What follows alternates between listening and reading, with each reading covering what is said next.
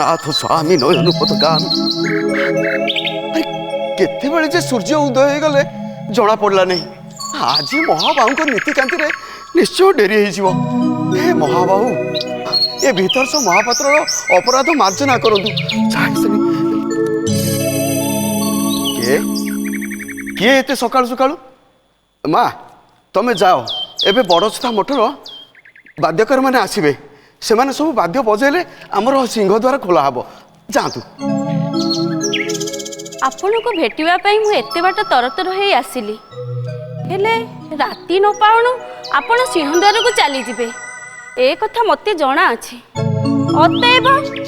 मु अन्य बेले आसीथिले कोन आपण को भेटि पारथांती मो पाखरे काम अछि ए माँ तुम ना कौन तुम कौटू आसीच ए माँ मु पचारुची परा तुमको पचारुची तुम ना कौन तुम कौटू आस तुम ना जानिले सिना मु कौन करी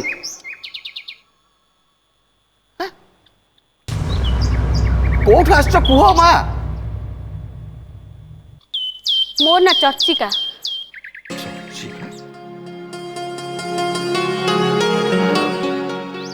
आपण को सिंहद्वार मते सेविका चाकरी टिए दरकार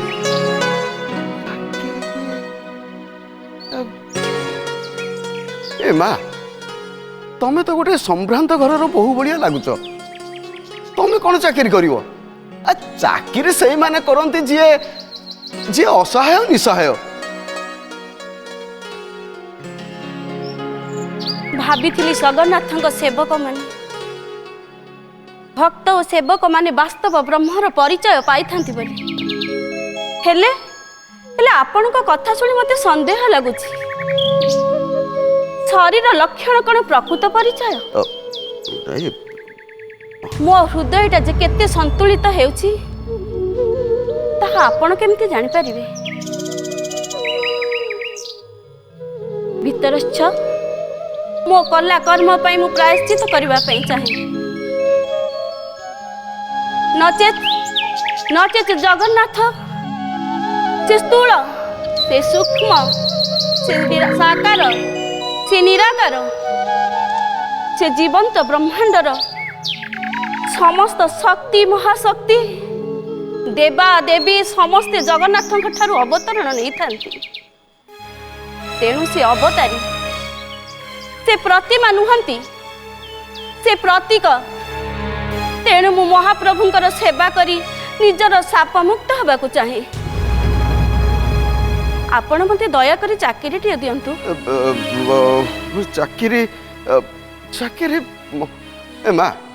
जदि चाकरी निहाती दरकार ताले गोटे काम कर एबे मो घरे रही जाई थाओ परे देखिबा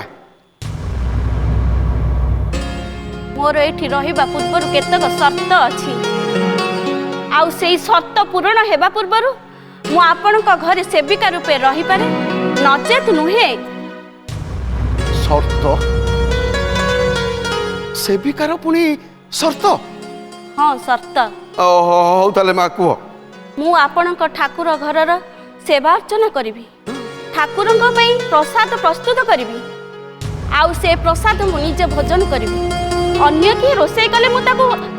भोजन करिवि नाही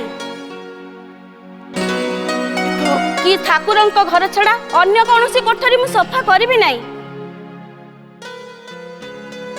ये तो अद्भुत शर्त ए माँ मु मूढ़ अधम मु तते जानी पारु नहीं मो घरे रहिबा पई मु तते परामर्श देछि माँ मु जदि किछि दोष करछि मते क्षमा कर दे तू दोष कले माँ तो क्षमा कर दिए ए माँ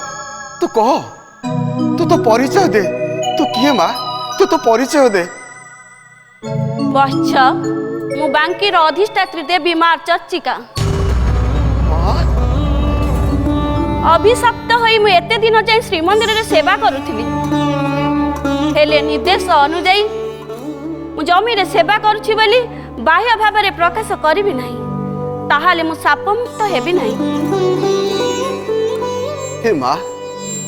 तू तो जगत जननी तोते पुणी किए साप देला मु जगत जननी सत्य हेले ए कथा सत्य जे ମୁଁ ମହାପ୍ରଭୁଙ୍କର ମହାଶକ୍ତି ପ୍ରଭୁ ଜଗନ୍ନାଥଙ୍କର ଆଜ୍ଞା ବହ। ସୃଷ୍ଟି ବାହାରୁ ଯେତେ ଶକ୍ତି ମହାଶକ୍ତି ଅଛନ୍ତି ସମସ୍ତେ ପୂଜା କରିବା ନିମନ୍ତେ ଶ୍ରୀକ୍ଷେତ୍ର ଆସିଥାନ୍ତି। ମୁଁ ମଧ୍ୟ ଆସିଥିଲି, ହେଲେ ଦିନେ ପୁଷ୍ପାଞ୍ଜଳି ନ ଦେଇ ଫେରି ଆସିଥିଲି। ଏଥିରେ କ୍ଷୁବ୍ଧ ହୋଇ ମା ବିମଳା ମୋତେ ଅଭିଶାପ ଦେଇ କହିଲେ ଯେ ତୁମର ଆଜିଠାରୁ ମହାପ୍ରଭୁଙ୍କର ଦର୍ଶନ କରିବା ଯୋଗ୍ୟତା ହରେଇ ବସିଲ। ମା, ଅଭିଶାପ ପାଇଲା ପରେ ମୋର ସଦ୍ବୁଦ୍ଧି ଆସିଗଲା। ଏଥିରେ ମୁଁ ଗୁହାରି କଲି ଏହାର ପ୍ରତିକାର ପାଇଁ। ଏଥିରେ ପରମ ଶକ୍ତି ବିମଳା ମୋତେ କହିଲେ ଯେ ମର୍ତ୍ତ୍ୟବାସୀ ପ୍ରିୟ ଭକ୍ତ ଭିତରଶ୍ଚ ତୁମକୁ ଯଦି ସେବିକା ରୂପେ ଗ୍ରହଣ କରିବେ ତାହେଲେ ତୁମେ ପ୍ରାୟଶ୍ଚିତ କରିପାରିବ। ଆଉ ସେବେଠାରୁ ମୁଁ ଜଗନ୍ନାଥଙ୍କ ପ୍ରିୟ ଭକ୍ତକୁ ଖୋଜି ଖୋଜି ତୁମ ପାଖକୁ ଆସିଲି। ତୁମେ ମୋତେ ଗ୍ରହଣ କରିଥିବାରୁ ତୁମ ଉପରେ ଅଶେଷ ଖୁସି। ତୁମେ ମୋତେ ଯାହା ମାଗୁଛ ମାଗ। ମା, ମୁଁ ତତେ ଦର୍ଶନ କରିପାରିଲି, ମୋ ଜୀବନ ସାର୍ଥକ ହେଇଗଲା। ମା, ମୋର ଗୋଟିଏ ମାଗୁଣି, ତୁ ଏଠୁ ଚାଲିଗଲା ପରେ ତୋ ପ୍ରତିମୂର୍ତ୍ତି ମୋ ଘରେ ରଖି ମୁଁ ପୂଜା କରିପାରିବି। ମା, ମୋର ଏତିକି ମାଗୁଣି, ମୁଁ ପୂଜା କରିପାରିବି। ମା, ତଥାସ୍ତୁ।